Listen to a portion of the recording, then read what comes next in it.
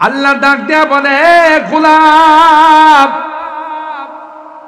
জমিনের পানি যদি আমি আল্লাহ লিয়াটা নিচে নিয়ে নি, গোটা দেশের গোটা বিশ্বের কোন মেশিন দিয়া পানি উঠাইতে পারবে না। ক্বালা খারাখতাহা লিতুগরিকা আহলাহা লাকাদ জিতা শাইআন নুকরা। হযরত খিজির যখন নৌকার তক্তাটা খুলে ফেলে দিল, মুসা পয়গম্বর কয়, আর যাই হোক কামটা কিন্তু ঠিক করলেন না। ভাড়া নেয় নাই, বরকতের জন্য আমাদেরকে পার করে দিয়েছে।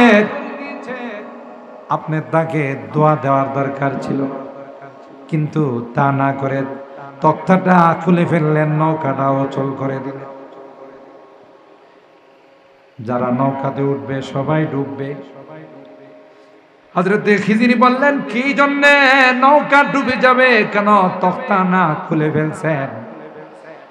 খিজির আলাইহিস সালাম আস্তে করে কয়, আপনার আম্মা যখন ছোটকালে আপনাকে পানিতে ভাসাই দিয়েছিলেন, তখন কি আপনার বাক্সের মধ্যে ছিদ্র ছিল না, খোলা ছিল না? কয় মন পানি ঢুকছিল? সুবহানাল্লাহ কইবেন না। হযরত মুসা পয়গম্বর মাথায় হাত দিয়ে কয়, ইয়া আল্লাহ, আমার জীবনের শুরুর ঘটনা এই মিয়া জানে কেমন করে? সুবহানাল্লাহ। আপনি জানলেন কেমন করে? কই যে আল্লাহ আমার কাছে আপনাকে পাঠাইছেন, সেই আল্লাহ আমাকে জানাইছে। তখন তিনি দরখাস্ত করে বললেন, হাল আত্তাবিউকা আলা আন তুআল্লিমানি মিম্মা উল্লিমতা রুশদা। আপনি পারবেন না, আমার কাজগুলোতে আপনি ভেটো দিবেন। বললেন যে ওয়াকাইফা তাসবিরু আলা মা লাম তুহিত বিহি খবরা। আর পারবেন না, এই জন্য আপনার হলো ইলম, ইলমে তাশরীঈ। আমার ইলমের নাম হলো ইলমে তাকবিনী। আমি গোপন রহস্য আল্লাহ জানাইছেন, যেগুলো আপনার জানা নেই আমি করব, সাথে সাথে আপনি প্রশ্ন করবেন। কথা বলেন ঠিক কিনা? হযরত মুসা পয়গম্বর বললেন, ক্বালা সাতাজিদুনি ইনশাআল্লাহ সাবিরা ওয়ালা আ'সি লাকা আমরা। না, আমি আপনার এগুলো মাইনা চলবে। আল্লাহ মূলত পাঠাইছেন যে আপনি শিক্ষিত, আপনি বিচক্ষণ, সব ঠিক আছে, কিন্তু আপনার শব্দ চয়নটা কি হয় না ঠিক। হযরত ইব্রাহিম খলিলুল্লাহ নমরুদ কি ডাক দেয়া কয়, আল্লাহ এতদিন পর্যন্ত সূর্যটা একদিক থেকে উঠাইছে, আরেক দিকে ডুবাইছে, তুমি এখন নতুন খোদা হিসাবে দেখাই দাও। ফেরাউনের পায়জামা গরম, সবার সামনে ফেরাউন লজ্জা পাইছে, নমরুদ লজ্জা পাইছে, ঠিক কিনা বলে? এবার নমরুদের ডাক দেয়া কয়, ইব্রাহিমের কাছে পয়েন্টে আমি হেরে গেলাম, তাই ইব্রাহিমের সঙ্গে কোনো কথা নয়, হাত থাকতে মুখ দেয়া কোনো কথা চলবে না। এরকমের কিছু লোক সমাজে আছে না? কিরে কে কথা বাড়াইতেছে? হাত থাকতে মুখে আবার কথা কিসের আছে না? নাই আপনাদের নারইতে নাই বেশি। এইগুলো যারা করে, এটি হলো পাতলা মাল খাওয়া পার্টি, এটি হলো ঘুষ খাওয়ার পার্টি, ঠিক কিনা বলেন? আর এই ঘুষের কারণে দেশের মধ্যে দুর্নীতি, অশান্তি। তখন সে বলল, তোমার সঙ্গে মোকাবেলা মুখ দিয়ে নয়, অস্ত্র দিয়ে হবে। আগুন জ্বালাইলো, ঘটনা সবার জানা আছে। ইব্রাহিম খলিলুল্লাহকে চরকার মাধ্যমে ফেলে দিবে। জিবরাইল আমিন এসে বললেন, ও পয়গম্বর, কোনো হেল্প লাগবে কিনা বলে? চিনেন তো আমার কত পাওয়ার। আল্লাহর খলিল, মুসলিম মিল্লাতের পিতা ইব্রাহিম খলিলুল্লাহ খান, তোমার হেল্প কেন লাগবে? যে আল্লাহর জন্য আগুনে ঝাঁপ দিচ্ছে, সেই আল্লাহ আমার জন্য যথেষ্ট। আগুনে ফেলে দিবে কোনোভাবে সম্ভব নয়। চরখা দিয়ে আগুনে ফেলার জন্য প্রস্তুতি নিল, তা সম্ভব হয় না। ইবলিসে পরামর্শ দিল, ফেরেশতারা ধরে রাখছে, জানার কাজ শুরু করে দাও, বেবিচারের আড্ডাখানা বানাও, তাইলে ফেরেশতা চলে যাবে। এখানে তোমার পক্ষে সম্ভব হবে ইব্রাহিমকে আগুনে ফেলে দেওয়া। নাউজুবিল্লাহ। চরখা দিয়ে যখন আগুনের মধ্যে ফেলে দিচ্ছিল, আল্লাহ পাক আগুনকে ডাক দেয়া বলল, আগুন, কুলনা ইয়া নারু কুনি বারদাও ওয়া সালামান আলা ইব্রাহিম। সুবহানাল্লাহ। আমার ইব্রাহিমের জন্য শান্তিদায়ক হয়ে যাও। পৃথিবীর সূচনা লগ্ন থেকে আজ পর্যন্ত হক আর বাতিলের লড়াই ছিল, হক বাতিলের দ্বন্দ্ব আর যুদ্ধ ছিল। আজ পর্যন্ত বাতিল কোনোদিন বিজয় হতে পারে নাই, বাতিল কোনোদিন বিজয় হতে পারে নাই। জোরে বলেন ঠিক কিনা? বিজয় কে হয়েছে? হক। সুতরাং কিয়ামত পর্যন্ত কোনোদিন বাতিল বিজয় হতে পারবে না।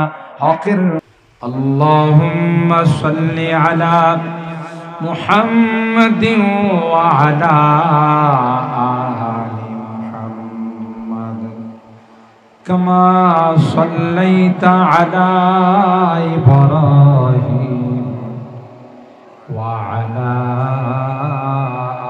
আলি ইব্রাহিম ইন্নাকা হামিদুম মাজিদ। আল্লাহুম্মা বারিক আলা মুহাম্মাদিন ওয়া আলা আলি মুহাম্মাদ কামা বারাকতা আলা ইব্রাহিম ওয়া আলা আলি ইব্রাহিম ইন্নাকা হামিদুম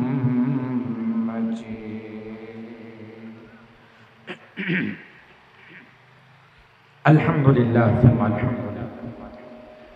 দারুল উলুম হামিয় সুন্নাহ কওমি মাদ্রাসা উদ্যোগে ২৮তম বার্ষিক ইসলামী মহাসম্মেলনের সম্মানিত সভাপতি মুফতি ইসমাইল হোসেন সাহেব, মুহাদ্দিস জামিয়া ইসলামিয়া নাজিরিয়া বিদ্যাকুল মাদ্রাসা, হযরত মাওলানা জান আলম সিদ্দিকী সাহেব, আজকের মাহফিলের যিনি প্রধান মেহমান ছিলেন, বাংলাদেশের উলামায়ে কেরামদের মুরব্বী, বাংলাদেশ হিফাজতে ইসলামের সংগ্রামী মহাসচিব, জামিয়া ইউনুসিয়ার সম্মানিত শেখুল হাদিস ও জামিয়া দারুল আরকাম আল ইসলামিয়া প্রতিষ্ঠাতা প্রিন্সিপাল হযরতুল আল্লাম আল্লামা শাইখ সাজিদুর রহমান সাহেব দামাত বারাকাতুহু, হযরত উলামায়ে কেরাম, বেরাদারান ইসলাম, পর্দার আড়ালের মা ও বোনেরা, আল্লাহ পাকের দরবারে লাখো কোটি শুকরিয়া যে রব্বে কায়নাত দীর্ঘ রাত পর্যন্ত বসে বুজুর্গ উলামায়ে কেরামদের জবান থেকে কোরআন সুন্নাহর আলোকে কিছু কথা শোনার জন্য আমাদেরকে বসার তৌফিক দান করেছেন। এই জন্যে অন্তরের অন্তঃস্থল থেকে শুকরিয়া আদায় করে বলি আলহামদুলিল্লাহ। সবাই বলি আলহামদুলিল্লাহ। সম্মানিত সুধী, আমি কোরআনুল কারীমের সূরা আল কাহাফ 16 নম্বর পারার শেষ পৃষ্ঠা থেকে কয়েকখানা আয়াত তেলাওয়াত করেছি। সরকারে দু আলম মাহবুবে কিবরিয়া সৈয়দুল কাউনাইন সৈয়দুস সাকালাইন হযরতে মুহাম্মদুর রাসূলুল্লাহ সাল্লাল্লাহু তাআলা আলাইহি ওয়াসাল্লামের অসংখ্য হাদিস থেকে ছোট্ট একখানা হাদিস পাঠ। আমাদের এই প্রাণপ্রিয় প্রতিষ্ঠান দারুল উলুম হামিয়ুস সুন্নাহ কওমি মাদ্রাসার আজকের এই মাহফিলে এই কোটা একটু কমাই, সাউন্ডটা বাড়ায়, এই কোটা কমাই। আজকের এই বরকতময় মাহফিলে আমরা উপস্থিত হয়েছি কারণ এই মাদ্রাসায় যারা লেখাপড়া করে, এই মাদ্রাসায় যা পড়ানো হয় এর সম্পর্ক হলো সরাসরি আরশে আজিমের সঙ্গে। সরাসরি আরশে আজিমের সঙ্গে। আমাদের এ দেশের কওমি মাদ্রাসাগুলো মূল ভিত্তি আর কেন্দ্র হলো দেওবন্দ মাদ্রাসা। দেওবন্দ মাদ্রাসার ইতিহাস সম্পর্কে আমাদের কম বেশি জানা আছে। এই মাদ্রাসা ভিত্তি কোনো ব্যক্তির হাতে নয়, স্বয়ং সরকারে দো আলম নবীর হাতে। সুবহানাল্লাহ, আর জোরে কোন সুবহানাল্লাহ। আল্লাহর হাবিব স্বপ্ন যুগে আল্লাহর হাবিব সাল্লাল্লাহু তাআলা আলাইহি ওয়াসাল্লাম লাঠি মুবারক দিয়ে দেওবন্দ মাদ্রাসার নওদারার মধ্যে দাগ দিয়ে গেছেন যে তোমরা এই দাগের ভিতরে মাদ্রাসা প্রতিষ্ঠা করো। সুবহানাল্লাহ। হযরত কাসেম নানতবী রাহিমাহুল্লাহ তিনি ঘুম থেকে উঠে দেখেন যে নওদারার মধ্যে আল্লাহর হাবিবের স্বপ্ন যুগের লাঠির দাগ বসে আছে। তাইলে বোঝা যায় ফাউন্ডার, ভিত্তি স্থাপনকারী কোন সাধারণ মানুষ নয়, স্বয়ং আল্লাহর হাবিব সাল্লাল্লাহু আলাইহি ওয়াসাল্লাম।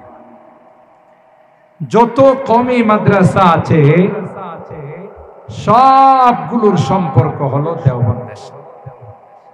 দেওবন্দের সিলেবাস, দেওবন্দের নিসাব, কারিকুলাম ফলো করা হয়। আর দেওবন্দ এমন একটি মারকাজে ফিকিরের নাম,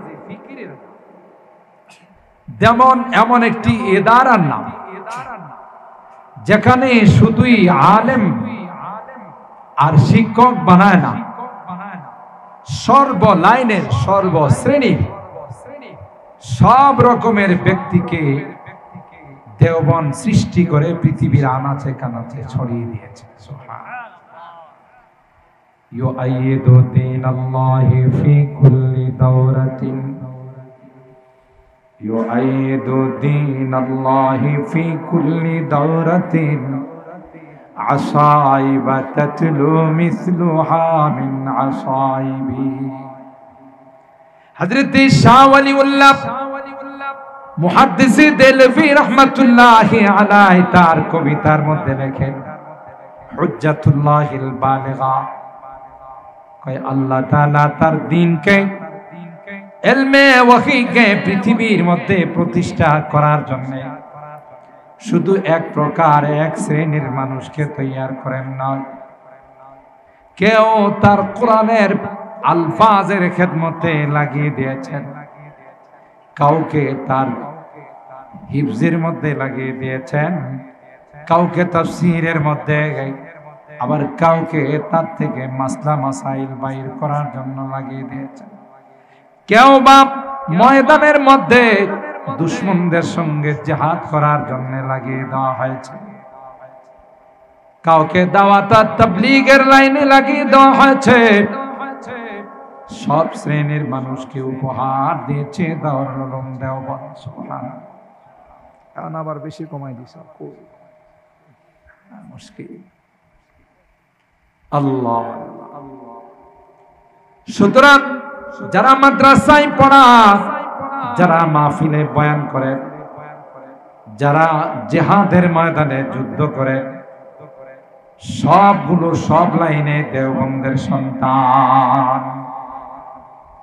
কোন জায়গার সন্তান? দেওবন্দের সন্তান। দেওবন্দ এমন সন্তান আবিষ্কার করেছে যারা 200 বছর ইংরেজ বিনিয়ারা ভারত উপমহাদেশ স্বাধীন করেছিল, শাসন করেছিল, শোষণ করেছিল। তাদেরকে এই উপমহাদেশ থেকে তাড়ানোর জন্য যারা সবচেয়ে বেশি অগ্রণী ভূমিকা নিয়েছেন তারা হলো আকাবেরে দেওবন্দ। সুবহানাল্লাহ। ইংরেজদের বিরুদ্ধে কথা বলার কারণে চান্দনী চক থেকে নিয়ে খাইবর পর্যন্ত এমন কোন বৃক্ষ ছিল না, এমন কোন গাছ গাছালি ছিল না যেখানে উলামায়ে দেওবন্দের লাশ ছিল। হত্যা করা হয়েছে, শহীদ করা হয়েছে শুধু তাদের বিরুদ্ধে কথা বলার জন্য। ঠিক কিনা বলেন? আমি এই জন্য আমার অনেক বয়ানে বলি, যারা বলো আলেম ওলামারা স্বাধীনতা বিরোধী, স্বাধীনতায় তাদের কোনো অবদান নাই, তোমরা বুকার সাগরে বসবাস করো। গোড়া বাদ দিয়ে কোনোদিন আগা হয় না। দেওবন্দের আকাবের দিন আমাদের বুজুর্গানে দিনকে মাইনাস করে স্বাধীনতা হতে না।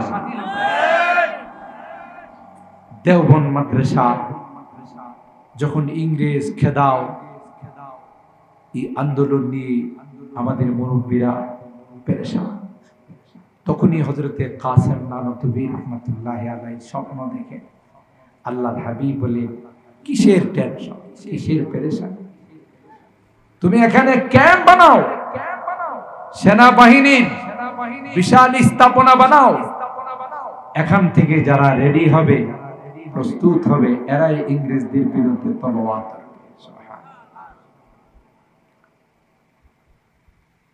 এই জন্য দেওবন্দ মাদ্রাসার প্রতিষ্ঠা, আর তাই হয়েছে দেওবন্দকে কেন্দ্র করে এই আন্দোলনের মাধ্যমে ইংরেজ বেনিয়ারা আর উপমহাদেশে থাকতে পারে না। তাই আল্লাহর হাবিব সরাসরি এই ক্যাম্পেন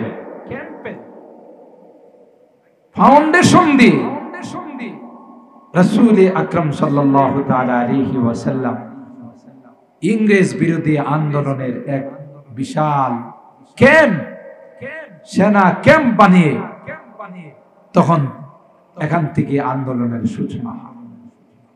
এই জন্য আল্লামা রিয়াসত আলী বিজনুরী রাহিমাহুল্লাহ তিনি বলেন, দেখো এই দেওবন্দ মাদ্রাসার ভিত্তি কিন্তু কোনো মানুষ রাখে নাই, সাধারণ কেউ রাখে নাই, সাকিয়ে কাউসার, যিনি হাউজে কাউসারের পানি পান করাবেন, তিনি স্বয়ং তার ভিত্তি রেখেছেন। खुद साक़िए कौसर ने राखी मैखाने की बुनियाद, खुद साक़िए कौसर আল্লাহর হাবিব সাল্লাল্লাহু আলাইহি ওয়াসাল্লাম তিনি তার ভিত্তি রাখছেন। সুতরাং এই সকল মাদ্রাসাগুলো গোড়া মজবুত না নরম, শক্ত না নরম, আরো জোরে কন। এই মাদ্রাসাগুলো এতটাই শক্তিশালী, এতটাই মজবুত, কিয়ামত পর্যন্ত সমস্ত শক্তি, মহাশক্তি, পরাশক্তি একত্রিত হয়ে যদি চেষ্টা করে, আল্লাহর কসম এই কোরআনের লাইটগুলোকে কেউ অফ করতে পারবে না। যারা অফ করতে ষড়যন্ত্র করবে তারাই অফ হয়ে যাবে। দেখছেন না একটা সময় বাংলাদেশে আলেম ওলামা দেখলে রাজাকার, কথা কয় না। একটা সময় মৌলবাদ, সন্ত্রাস, জঙ্গিবাদ, আর এই সকল নারী মাদ্রাসা সহ সমস্ত মাদ্রাসাগুলোকে বলা হয়তো জঙ্গিবাদ প্রজনন কেন্দ্র বলা হয়তো না। এরা এতটাই মগা যারা এই কথাগুলো বলছে, প্রজনন কিভাবে হয় এটাও জানে না। যেমন মিস্টার নমরুদ, এটা একটা ইন্টারন্যাশনাল গাধা ছিল, যেমন হারামজাদা ছিল তেমন কি ছিল, গাধা ছিল। সাইয়েদনা হযরত ইব্রাহিম খলিলুল্লাহ নমরুদের কাছে আল্লাহর একত্ববাদের দাওয়াত নিয়ে গেলেন। নমরুদ ইব্রাহিম খলিলুল্লাহকে বলেন, মার রাব্বুক আল্লাযী তাদউনা ইলাইহি, তুমি যে রবের দিকে আমাদেরকে আহ্বান করতেছ, এই রবের পরিচয় কি? ক্বালা রাব্বিয়াল্লাযী ইউহয়ী ওয়া ইউমীত। হযরত ইব্রাহিম খলিলুল্লাহ বললেন, আমার রবের পরিচয় হলো তিনি হায়াত আর মওতের মালিক। সুবহানাল্লাহ। যিনি হায়াত দেন, যিনি মৃত্যু দান করেন, তিনি হলেন আমার রব। এই গাদায় কয়ে কি আনা উহি ওয়া উমি, আরে কাম তো আমিও পারি। নাউজুবিল্লাহ। কাম হায়াত আর মত আমিও দিতে পারি। ইব্রাহিম আলাইহিস সালাম কয়, এ আবার কোন কথা রে? তুমি আমার কবে থেকে হায়াত মতের মালিক হইলা? কই দেখবা প্র্যাকটিক্যালি বাস্তবে দেখাবো। তাহলে দেখাও কিভাবে তুমি হায়াত আর মতের মালিক। তাফসীরের কিতাবে আসে দুইজন কয়দিকে ডাকছে। সাউন্ডটা মজা পাইলাম না। ইকোটা হালকা দাও, তুমি ইকো বন্ধ করে দিলা কেন? এটা আরে হালকা দাও, হালকা ইকো দাও বেশি। এই তো এখন ঠিক আছে, ঠিক আছে, এখন ঠিক আছে। আর দরার দরকার নেই, ঠিক আছে, ঠিক আছে। আল্লাহ আল্লাহ কয় আমিও হায়াত মতের মালিক। নাউজুবিল্লাহ করবেন না। তুমি আবার কেমন করে হায়াত মতের মালিক? জেলখানার থেকে দুইজন কয়েদিকে আহ্বান করে ডেকে একজনকে বলল তুমি বেকসুর খালাস, আর জল্লাদ দায়িকা আরেকজনকে হত্যা করে ফেলছে। এবার ইব্রাহিম আলাইহিস সালাতু ওয়াস সালামকে নমরুদ বলে, দেখলা আমি একজনকে মারলাম আরেকজনকে জিন্দা করলাম। ইব্রাহিম আলাইহিস সালাম মাথায় হাত দিয়ে কয়, আগে মনে করছিলাম গোবর থাকলেও টাটকা গোবর, বাসি গোবর না।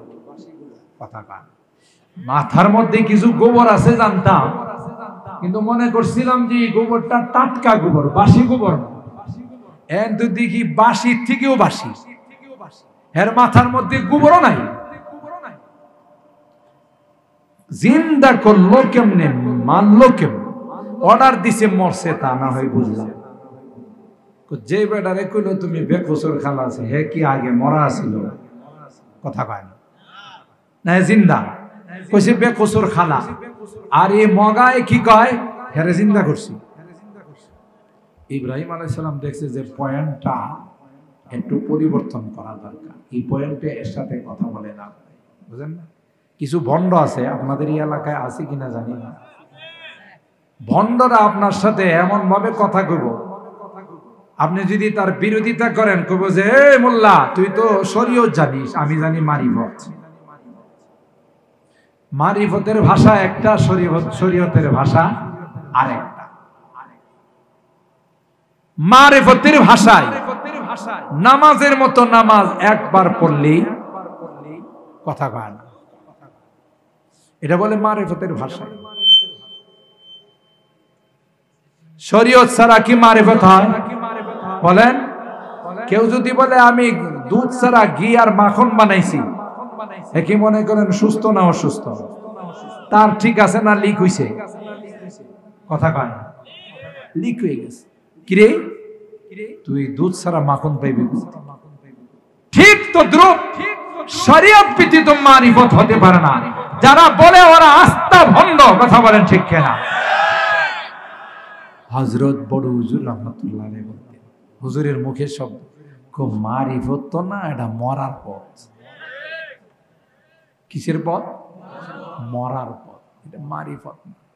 এদেরকে যদি আপনি কোরআন সুন্নাহ দিয়া কোনো কথা কন, মানব না। এ মৌলভী, কোরআন সুন্নাহ তো শরীয়তের কথা, আমি মারিফতের লাইনে আছি। শরীয়তের ক্লাস পরীক্ষা দিয়া পাশ করে বানাইছি। তো এদেরকে আপনি বলতে হবে যে ঠিক আছে, নামাজের মতো নামাজ একবার পড়লেই চলে। কথা বলেন ঠিক না? এরে বলতে হবে খানার মতো খানা একবার খাইলেই যথেষ্ট। কথা কন। সকালবেলা ভালো করে খাবার দিয়া বট গাছের মধ্যে ভালো করে বাঁধতে হবে। দুপুরের সময় যখন খানা চাইবে তখন বলতে হবে খানার মতো খানা একবার খাইলেই চলে। কথা কয় না? আবার কিছু ভণ্ড আছে, যেই ভণ্ডগুলো বলে মনের নামাজ বড় নামাজ। কথা কয় না? মনের নামাজ বলে বড় নামাজ, কয় নামাজ দেখায়া পড়ি না। নামাজ যদি দীক্ষাইলা তাইলে এটা কি নামাজ হবে? বুঝলেন না? হ্যাঁ বলে নামাজ দেখায় পড়ে না, মনের নামাজ বড় নামাজ। এগুলো সব ভণ্ডামি ছাড়া আর কিছুই না। আল্লাহর হাবিব বলেন, ইয়াকুনু ফি আখিরিজ জামানি দাজ্জালুন কাযাবুন ইয়াতুনাকুম মিনাল আহাদিস বিমা লাম তাসমাউ আনতুম ওয়ালা আবাউকুম ওয়া ইয়্যাকুম ওয়া ইয়্যাহুম লা ইউদিল্লুনাকুম ওয়ালা ইফতিনুনাকুম। একটা জামানা আসবে যে জামানায় ঈমান মানুষের কাছে পর হয়ে যাবে, ঈমান তার আসল বাড়িতে গিয়ে আশ্রয় নেবে। হাদিসে কয় ইন্নাল ঈমানা লা ইয়ারিজু ইলাল মাদিনাতি কামা তারিজুল হাইয়াতু ইলা জুহুরিহা। আল্লাহর হাবিব বলেন, বিষাক্ত সাপ মানুষকে দেখলে যেমন গুহার মধ্যে যায় আশ্রয় নেয়, গর্তের মধ্যে ঢুকে যায়, এ আমার উম্মত একটা সময় আসবে যে সময় ঈমান তার আসল বাড়ির দিকে রওনা দিয়া চলে যাবে। আই খাসায়ে খাসানে রাসূল ওয়াক্তে দুআ গে, আই খাসায়ে খাসানে রাসূল ওয়াক্তে দুআ গে। उम्मत के पेड़ी उम्मत के तेरी आप उम्मत पे तेरी आके अजब वक्त पड़ा है। ये दिन बड़ी शान से निकला था वतन से, ये दिन बड़ी शान से निकला था वतन से, परदेस में वो आज गरीबुल गुराबा है, परदेस में वो आज गरीबुल गुराबा है। কবি বলেন, এ পয়গম্বর বিশেষ ভাবে আপনি দোয়া করুন, উম্মতের কাছে এমন এক নাজুক সময় চলে আসছে গো, যেই সময়ে ঈমান অল্প পয়সায় বিক্রি করে ফেলা, মাজারে গিয়ে সিজদা দিয়ে পীরের মাজারে পীরের দরবারে গিয়ে পীরের পায়ে সিজদা দিয়ে বেঈমান হয়ে যায়। ঠিক কিনা বলেন? এদের মৃত্যু পর্যন্ত তাওবা নসিব হবে না। কারণ যারা ডাকাতি করে, যারা চুরি করে, যারা গুনাহ করে, এরা বুঝে আমরা গুনাহ করতেছি। আর যারা এই সকল মাজারে যায়, পীরের দরবারে গিয়ে সিজদা করে, এরা তো গুনাহ করে না, বরং শরীয়তের উপরটা করে। কথা কয় না? ভালো কাজ করলে কি আর কেউ কোনোদিন তাওবা করে? এদের কপালে তাওবাও নাই, কারণ বেঈমান হয়ে গেছে, টের পায় নাই। এই জন্য কবি বলেন, আই খাসায়ে খাসানে রাসূল ওয়াক্তি দুআ হে, উম্মত पे तेरी आके अजब वक्त पड़ा है, ये दिन बड़ी शान से निकला था वतन से, परदेस में वो आज गरीबुल गुरबा है। মুসলমান ঈমান কিভাবে রাখবেন? এই সকল মাদ্রাসাগুলো জিন্দা রেখে ঈমান রাখা যায়, ঠিক কিনা বলেন? তখন হযরত ইব্রাহিম খলিলুল্লাহ মিস্টার নমরুদ কি বলল, তুমি যেহেতু নতুন করে আত্মপ্রকাশ করেছো, খোদার দাবি করেছো, তাই এখন থেকে তোমার ডিউটি হলো সূর্যটা পৃথিবীর সূচনা লগ্ন থেকে আমার আল্লাহ পূর্ব দিক থেকে ওঠায় পশ্চিম দিকে ডুবায়। তুমি নতুন খোদা হিসাবে তোমার ক্ষমতা দেখাইবা, সূর্যটাকে পশ্চিম দিক থেকে উঠাবা, পূর্ব দিকে নিয়ে ডুবাইবা। আপনাদের কি ধারণা এই কথা বলার পর পায়জামা ঠান্ডা না গরম? ফেরাউনের আর নমরুদের পায়জামা গরম। কি জবাব দিবি? কিন কর্তব্য বিমূঢ় হয়ে গেল, সবার সামনে লজ্জা পেল। আল্লাহর কসম, যারা জামানার পয়গম্বর হয় এদের মতো শিক্ষিত বিচক্ষণ প্রজ্ঞাময় কেউ হয় না। সবচাইতে বেশি বিচক্ষণতা এলেন জ্ঞান আল্লাহ তাদেরকে দান করে। সুবহানাল্লাহ। যে আয়াতে কারিমা তিলাওয়াত করেছি তার প্রেক্ষাপটও তার ভিন্ন নয়, যদিও এলিমের সাথে সম্পর্ক, মাদ্রাসার শিক্ষার সাথে সম্পর্ক। বিশাল মাহফিলে সাইয়েদনা হযরতে মুসা কালিমুল্লাহ বয়ান করতেছি, আপনাদের মতো এত রাত পরেও চুপচাপ বসে বসে শ্রোতারা বয়ান শুনতে। একজন শ্রোতা বললেন, মান আ'লাম, এই জামানার সবচেয়ে জাননেওয়ালা ব্যক্তিকে। আপনার বয়ান তো অনেক সুন্দর, আলোচনা অনেক সুন্দর। মুসা আলাইহিস সালাম বলছিলেন, আনা, হ্যাঁ সবচেয়ে জাননেওয়ালা ব্যক্তি হলাম আমি। জবাবটা কিন্তু 100% সঠিক ছিল, কিন্তু আল্লাহর কাছে এই জবাবটা পছন্দ হয়। কারণ যারা জামানার নবী হন এরাই সবচেয়ে বেশি জ্ঞানী হয়, ঠিক কিনা বলেন? তো নবীদের সঙ্গে, নায়েবে নবীদের সঙ্গে কেউ মোকাবেলা করতে পারে না, ওয়ারাসাতুল আম্বিয়াদের সঙ্গে কেউ পণ্ডিতি করে পারে না, ঠিক না? আমি শুনছি হযরতে ফখরে বাঙ্গাল রাহমাতুল্লাহ আলাইহির ঘটনা, ব্রাহ্মণবাড়িয়ার কৃতি সন্তান, কথা বলেন ঠিক কিনা? ফখরে বাঙ্গাল রাহমাতুল্লাহ আলাইহিকে একজন মস্কারা করে বলতেছিলেন, পাশে বৈশা খাইতেছিলেন দুইজন জেন্টলম্যান। একজন বললেন, হুজুর আপনাদের এলাকায় কুকুর কিভাবে খায়? আমরা আলেম ওলামারা কিন্তু বসলে প্লেট মুইসা খায়, কথা চেটে খায়, হাড্ডি মাড্ডি থাকলে একটু কামড়ায়, এটার ভিতরের কোনো মগজ টগজ থাকলে সেটা বাইরে রাখায়। এটাই জেন্টলম্যান যিনি, হ্যাঁ আধুনিক যিনি, মডার্নের যিনি, তার কাছে খুব লাগলো যে আরে এই মৌলবীরা তো আনসুসা, এটি কোনো সামাজিকতা বুঝে।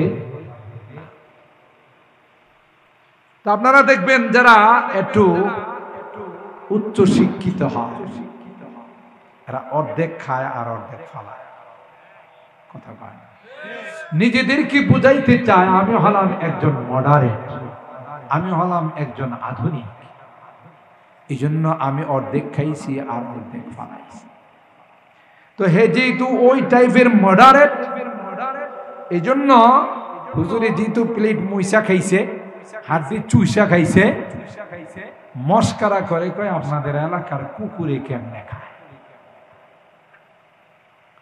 তো হযরতে ফখরে বাঙ্গাল তো উপস্থিত জবাব দিতে পারতেন। হযরত বড় হুজুর রাহমাতুল্লাহ আলাইহির কাছে শুনছি, ব্রাহ্মণবাড়িয়া একসময় তো কাদিয়ানীদের আকড়া ছিল, আপনারা জানেন না? থাকলেও কেন্দ্র নাই, মসজিদে ফাতা। কাদিয়ানী মসজিদকে বিজয় করার পর এটার নাম দেওয়া হয়েছে মসজিদুল ফাতা, বিজয় মসজিদ, ঠিক না? বড় হুজুরের জবান থেকে শুনছি পাকিস্তান থেকে বড় বড় কাদ্যানি আসে। কারা? যারা আমার নবীকে শেষ নবী বলেন। আমার নবীর পরে কোন নবী আছে? যারা মানবে না এরা কি মুসলমান না বেঈমান? এরা কি মুমিন না কাফের?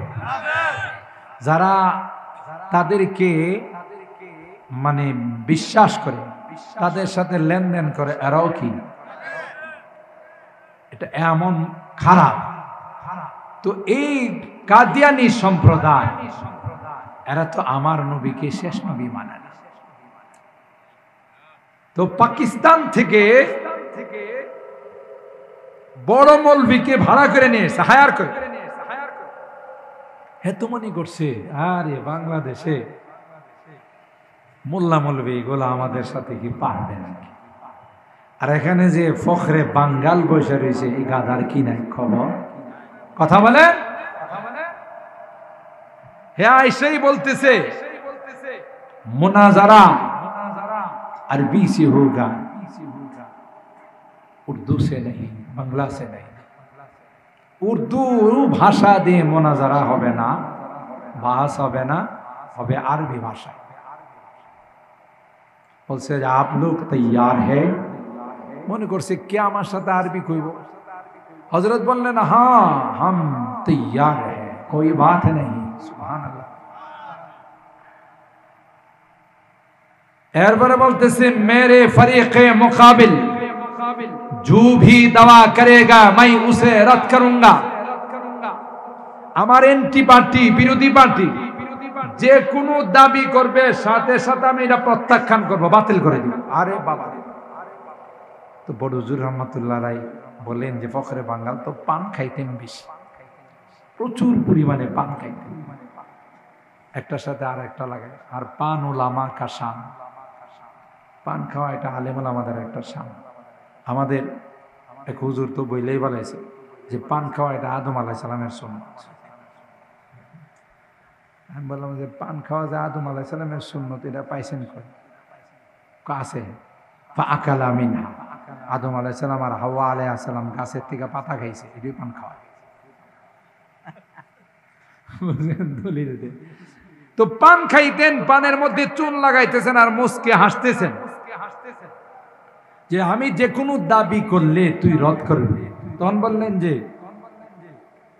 আমার দাবি হলো লা ইলাহা ইল্লাল্লাহ মুহাম্মাদুর রাসূলুল্লাহ, আল্লাহ ব্যতীত কোনো মাবুদ নেই, এটা আমি দাবি করলাম।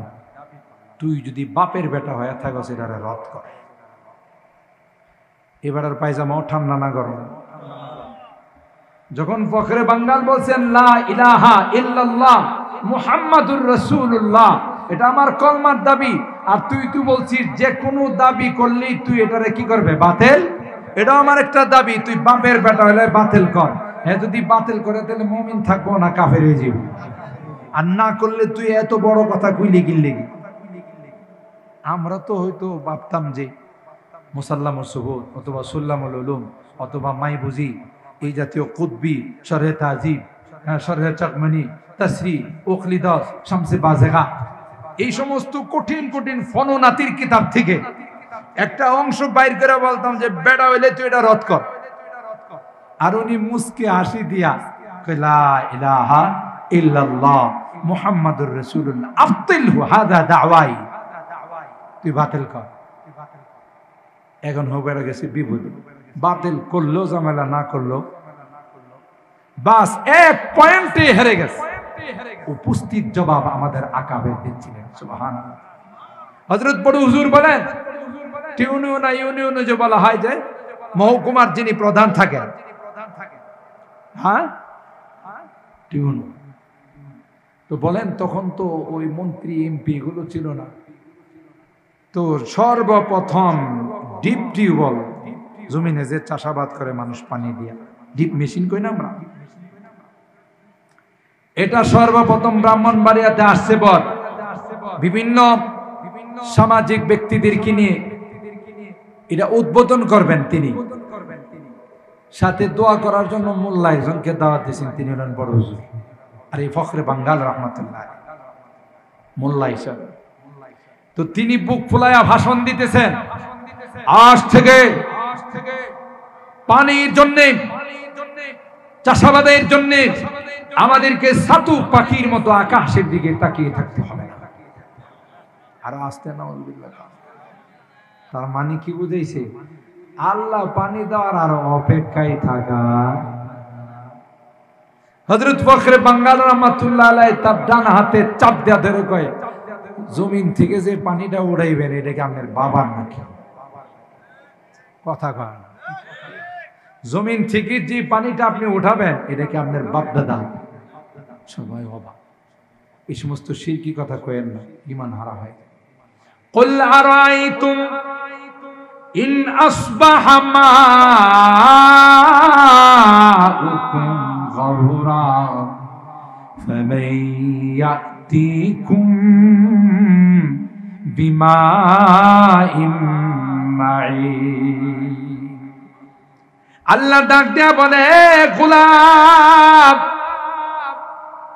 জমিনের পানি যদি আমি আল্লাহ লিয়াটা নিচে নিয়ে নি, গোটা দেশের গোটা বিশ্বের কোন মেশিন দিয়া পানি উঠাইতে পারবে না।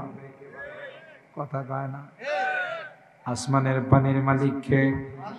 জমিনের পানির মালিক কে? আল্লাহ বলেন, কুল আরাআইতুম ইন আসবাহা মাউকুম গাওরা ফামান ইয়াতিকুম বিমাইম মাঈন। কে পারবে? কার ক্ষমতা আছে? না, কারো ক্ষমতা নাই। আমাদের আকাবেররা উপস্থিত জবাব দিতে যে মিয়া আসমানের পানির মালিক যিনি, জমিনের পানির মালিকও তিনি। তুমি তোমার মেশিন দিয়ে ওটাই বা ওখানে যদি আল্লাহ পানি সরাই দেয় কোত্থেকে ওঠাবে? যাই হোক, উলামায়ে কেরাম নায়েবে রাসূল যারা হয় এরা বিচক্ষণ হয়, ঠিক কিনা? এরা শিক্ষিত হয়, কিন্তু আলফাসটা শব্দ চয়নটা আল্লাহর কাছে পছন্দ হয়। এই জন্য মুসা আলাইহিস সালামরে আল্লাহ ডাক দিয়ে কয়, আপনি যে বললেন অনেক বড় আলেম, আপনার তো জামিয়া ইউনিভার্সিটি থেকে লেখাপড়াই শেষ হয়েছে না, সুবহানাল্লাহ, আপনি তো আরো লেখাপড়া করতে হবে। কয় আল্লাহ তাহলে কোন মাদ্রাসায় ভর্তি হব? কয় মাজমা আল বাহরাইন, দুই সমুদ্রের কেন্দ্রস্থলে একটা মাদ্রাসা আছে, ওখানে যায় দেখেন আপনার ভর্তি নেই কিনা। সুবহানাল্লাহ। হযরত মুসা কয় আল্লাহ সমুদ্রের নিচে মাদ্রাসা, আমি যাব কেমনে? কয় যাওয়ার রাস্তা আমি বলে দিতেছি, মাছ ভুনা করে। কয় মাছ ভুনা করে বেগে রাইখা দিবে, এটা জিন্দা হয়ে যখন নদীর পথে চলে যাবে, আমি আল্লাহ সুরুম পথ বানায় রাখবো, আশপাশের পানিকে মিলতে দিব। আর আস্তে সুবহানাল্লাহ, কোরআনে আছে না? ক্বালা আতিনা গাদাআনা লাকাদ লাকিনা মিন সাফারিনা হাযা নাসাবা। হযরত ইউসা ইবনে নূন সফর সঙ্গে ছিলেন, পরবর্তীতে তিনি নবী হবেন। বললেন নাস্তা বের করো, খাবার বের করো। বাহির করতে গিয়ে দেখে কয় মাছ জিন্দা হয়ে সমুদ্রে চলে গেছে। সুবহানাল্লাহ কইলেন। বুঝি আপনাদের ঘুমাইসা গেছে, আবার কালকের প্রোগ্রাম আছে, বেশি দেরি আমিও করব, 12:30টার ভিতরে দোয়া করব ইনশাআল্লাহ। রাজি আছেন তো? যেহেতু কালকে বিশাল হক বাতিলের লড়াই, কথা কম, সরওয়ার্দী উদ্যানে হক আর বাতিলের লড়াই। হক আসলে বাতিল নিমজ্জিত হয়ে যায়, ঠিক কিনা বলে? হক আর বাতিল এই লড়াইয়ের সৈনিক আপনিও আমিও, কথা বলেন ঠিক কিনা? কয় মাস গিয়ে দেখে ব্যাগের থেকে জিন্দা হয়ে বের হয়ে সমুদ্রের পথে চলে গেছে। সুবহানাল্লাহ। উনি আয়েশা দেখেন ফাত্তাখাযা সাবিলাহু ফিল বাহরি সারাবা, এটা আল্লাহ পানিটা জমা করে রাখছেন মাঝখানে সুরে। মুফাসসিরিন ইকরাম লিখে আল্লাহ হযরত মুসা নবীকে এই ভ্রমণ করায়া আগাম বার্তা দিলেন যে একটা সময় আসবে আপনার উম্মতকে নিয়ে লৌহিত সাগর পাড়ি দেওয়া লাগবে, আর ওখানে আমি আল্লাহ মুহূর্তের মধ্যে 12টা পদ্মা সেতু বানাই। কতদিন সময় লাগছে আল্লাহ? 1 মাস। মুহূর্তের মধ্যে কোন ফায়ার হয়ে গেছে। আর বিশ্ব সন্ত্রাস ফেরাউন না ওখানে যায় কয় দেখছো আমি কি পাওয়ারফুল বাসা, আমার আশাও লাগে না, আমি সিংহাসনে বসে অর্ডার করছি 12টা পদ্মা সেতু হয়ে গেছে। আল্লাহ কয় ঠিকই কইছস, তুই বানাইছস, এই জন্য দেখিস না এখনো পদ্মা সেতুগুলো ভাঙতেছে না। তুই যাওয়ার পর এই পদ্মা সেতুগুলো তোরে দেখার পর সান্ত্বনা পাবে, এরা দেখার পর শান্তি পাবে, এরপরে তোরে নিয়েই নিচে যাবে। কথা কয় যে যা বানায় এটাই তার জন্য কাল হয়। বানানোর সময় মনে করে আয়না করে ঢুকাবো, কথা বলেন ঠিক কিনা? বানানোর সময় মনে করে এই ট্রাইব্যুনাল বানায়া শাস্তি দেব। আর কিতাবের মধ্যে আসে মান হাফারা লি আখিহি ওয়াকা ফিহি, যে আরেক ভাইয়ের জন্য গর্ত খনন করে সে নিজে এটাতে পড়ে। এটাই দুনিয়ার নিজাম। এখন এই বানানো আইন সবাই প্রয়োগ করে যেইভাবে শাস্তি দেওয়ার সেভাবে শাস্তির ব্যবস্থা করে, ঠিক কিনা বলে? আল্লাহ কই তুই বানাইছস, যা তোর জন্য রেখে দিছি, ডুববে, তোর সাথে দেখা করি, এরা বিদায় নেবে। যেই ফেরাউনে তার বাহিনী নিয়ে ঢুকছে, গটাগট আল্লাহ তাআলা এই পদ্মা সেতুকে মিলাই দিছে। কথা বলেন ঠিক কিনা? আল্লাহ পাক হযরত মুসা নবীকে সমুদ্র পথ ভ্রমণ করায়া এই অভিজ্ঞতা দান করছেন যে একটা সময় আপনাকেও আপনার উম্মত নিয়ে সমুদ্র পথ পাড়ি দিতে হবে। সুবহানাল্লাহ।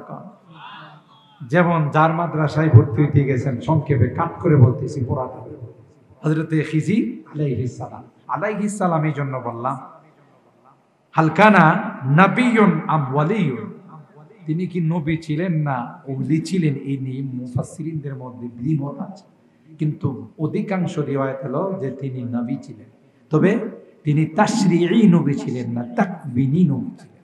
অর্থাৎ অন্যান্য নবীদেরকে যে সরাসরি আর আসমানি কিতাব দিয়েছেন, আল্লাহ তাকে ওইটা দেন, তার নবুয়তটা ছিল, তার বিদ্যাটা ছিল এটা গোপন রাজ রহস্য। সুবহানাল্লাহ। যেগুলো বাহ্যিক দৃষ্টিতে মনে হবে যে অপরাধ করছে, যেমন হযরত মুসা নবীকে নিয়ে তিনি যখন সমুদ্রের পথে ভ্রমণ করলেন, নদীর পারে যাওয়ার পর দেখা যায় পারাপারের কোনো ব্যবস্থা নেই। হঠাৎ করে একজন নৌকাওয়ালা দৌড়ায় আসছে, এসে কই হুজুর উঠেন, আপনাকে দূরের থেকে দেখছি আমার নৌকাতে। তিনি এবং মুসা আলাইহিস সালাম, ইউশা ইবনে নুন, তিনজনে উঠলেন। নদী পার করে দেওয়ার পর হযরত খিজির আলাইহিস সালাম কোড়াল নিয়ে নৌকার একটা তক্তা খুললা বানাইছে। বলুন তো দেখি কামটা কি ভালো করছে? ভাড়া দিতে চাইলেন, নৌকাওয়ালা কয় হুজুর ভাড়া দেওয়ার লজ্জা দিয়েন না, আপনি যে আমার নৌকাতে উঠছেন এটি তো বরকত। এরকম অটোওয়ালা সিএনজিওয়ালা আছে না, না হুজুরদেরকে উঠাইতে পারলে মহা খুশি। টাকা দিতে চাইলে না হুজুর লজ্জা দেন না, আপনি একটু দোয়া দিন। আবার কিছু আছে উল্টাও কথা, আল্লাহ মাফ করুক, অনেক আগের কথা। সাতিয়ানের হুজুর দামাপাড়া খ্যাত জামিয়া রাশিয়া, আমার সম্পর্কে চাচা হয়। একবার জিয়াদে মসজিদ থেকে আমি আয়েশা কালীবাড়ির মোড়ে দাঁড়াই রয়েছি, হুজুরের নিয়ে রিক্সাতে এক জায়গায় যাব। তো আমি রিক্সা আসতেছি ঠিক, কিন্তু একজন দাড়িওয়ালা মানুষ তালাশ করতেছে, যে নামাজি দিনদার মানুষ। আমার কই দেরি করতেছে কি লেগে, আমি হুজুর একজন নেককার দিনদার আস, কই সর্বনাশ, অন্য রিক্সাওয়ালারা যদি মনে করো তোমার থেকে 50 টাকা নেই, হ্যাঁ নিব 100 টাকা। হুজুরের কথাগুলো আবার খুব সুন্দর সুন্দর। আমি দেখছি অনেকে এরকম আছে, আপনার ভাড়া যে পরিমাণ তার চাইতে ডাবল থাকে। আপনি যদি বলেন ভাড়া তো এত নাই, ঘোরায় উঠলেন না কি লেগে কথা কয়। আবার অনেকে আছে ভাড়া দিতে চাইলে মাপ চাই, ভাড়া দেন না, ভাড়া দিলে আমি শরম পাবো, লজ্জা পাবো। দুয়ার জন্য ক্বালা খরাখতাহা লিতুগরিকা আহলাহা লাকাদ জিতা শাইআন নুকরা। হযরত খিজির যখন নৌকার তক্তাটা খুলে ফেলে দিল, মুসা পয়গম্বর কয় আর যাই হোক কামটা কিন্তু ঠিক করলেন না। ভাড়া নেয় নাই, বরকতের জন্য আমাদেরকে পার করে দিয়েছে। আপনার তাকে দোয়া দেওয়ার দরকার ছিল, কিন্তু তা না করে তক্তাটা খুলে ফেললেন, নৌকাটা অচল করে দিলেন। যারা নৌকাতে উঠবে সবাই ডুববে। হযরত খিজির বললেন কি জন্য নৌকা ডুবে যাবে, কেন তক্তা না খুলে ফেলছেন? খিজির আলাইহিস সালাম আস্তে করে কয়, আপনার আম্মা যখন ছোটকালে আপনাকে পানিতে ভাসাই দিয়েছিলেন, তখন কি আপনার বাক্সের মধ্যে ছিদ্র ছিল না, খোলা ছিল না? কয় মন পানি ঢুকছিল? সুবহানাল্লাহ। হযরত মুসা পয়গম্বর মাথায় হাত দিয়ে কয়, ইয়া আল্লাহ, আমার জীবনের শুরুর ঘটনা এই মিয়া জানে কেমন করে? সুবহানাল্লাহ। আপনি জানলেন কেমন করে? কই যে আল্লাহ আমার কাছে আপনাকে পাঠাইছেন, সেই আল্লাহ আমাকে জানাইছে। তখন তিনি দরখাস্ত করে বললেন, হাল আত্তাবিউকা আলা আন তুআল্লিমানি মিম্মা উল্লিমতা রুশদা। ক্বালা ইন্নাকা লান তাসতাতিআ মা'ইয়া সাবরা। আপনি পারবেন না, আমার কাজগুলোতে আপনি ভেটো দিবেন। বললেন যে ওয়া কাইফা তাসবিরু আলা মা লাম তুহিত বিহি খবরা, আর পারবেন না, এই জন্য আপনার হলো ইলমে তাশরীহ, আমার ইলমের নাম হলো ইলমে তাকবিনী।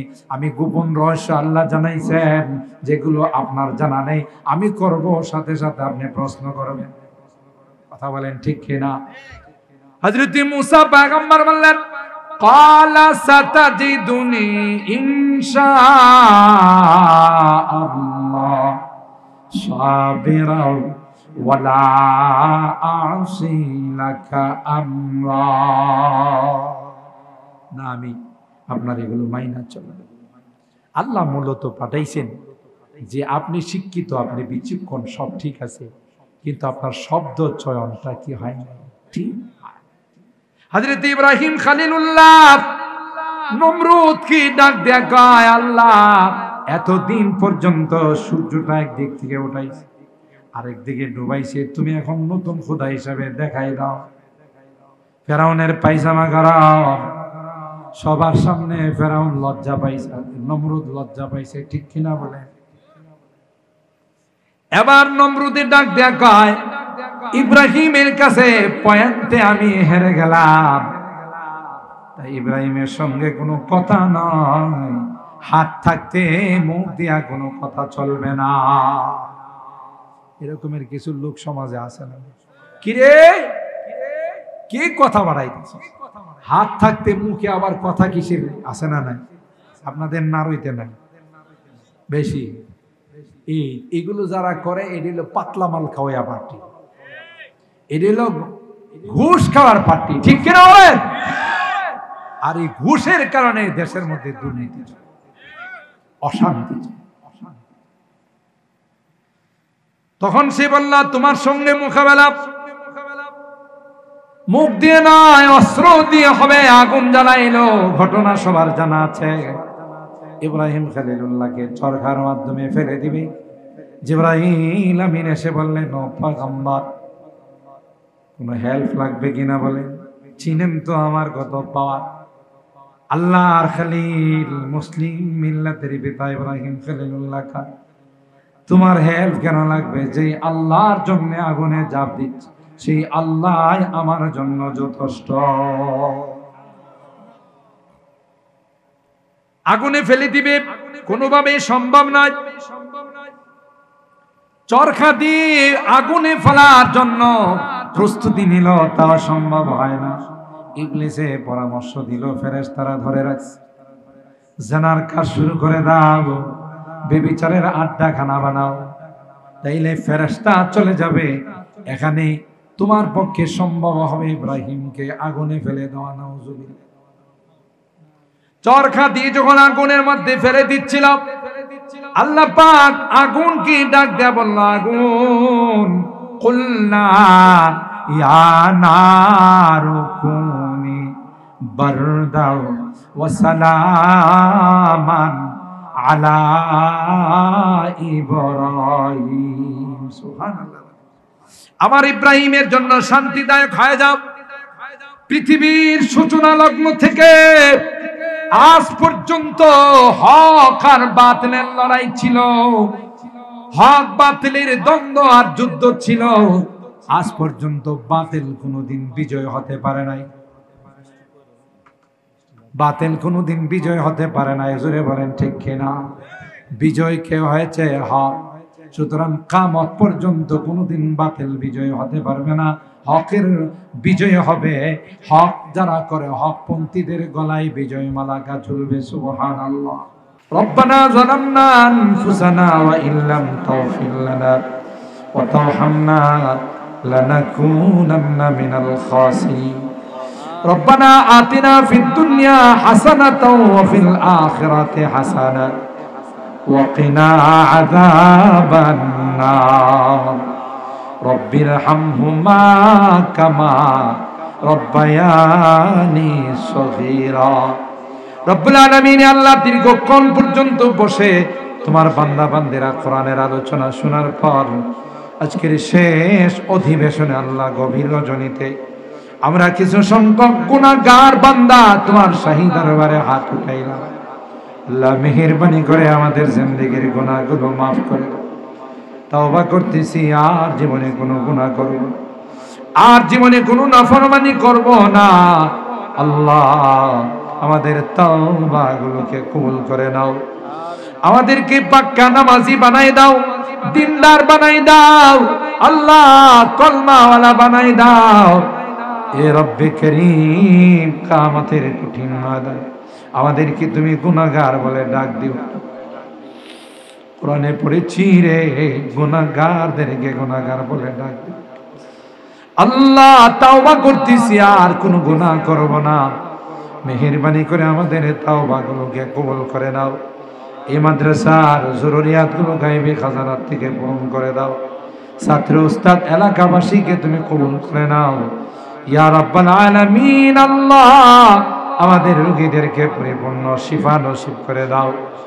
বিপদগ্রস্ত যারা আছেন তাদেরকে বিপদ থেকে উদ্ধার করে দাও।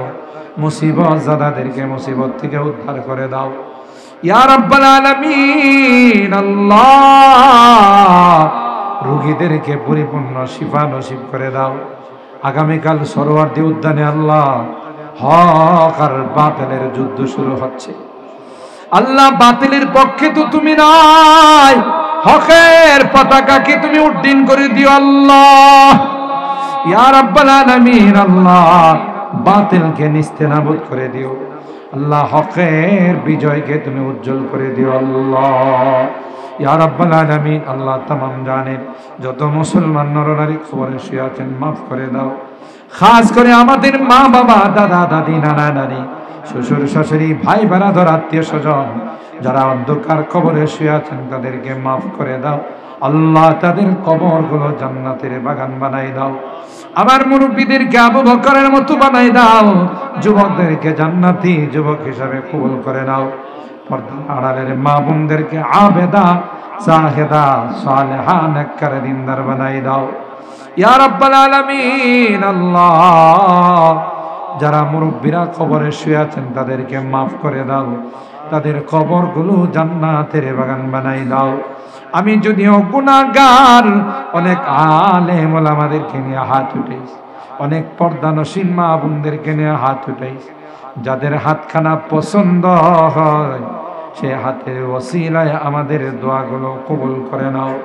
রব্বানা তাকাব্বাল মিন্না ইন্নাকা আনতাস সামিউল আলিম ওয়া তুব আলাইনা ইন্নাকা আনতাত তাওয়াবুর রহিম। সুবহানা রাব্বিকা রাব্বিল ইজ্জাতি আম্মা ইয়াসিফুন ওয়া সালামুন আলাল মুরসালিন ওয়ালহামদুলিল্লাহি রাব্বিল আলামিন। আসসালামু আলাইকুম।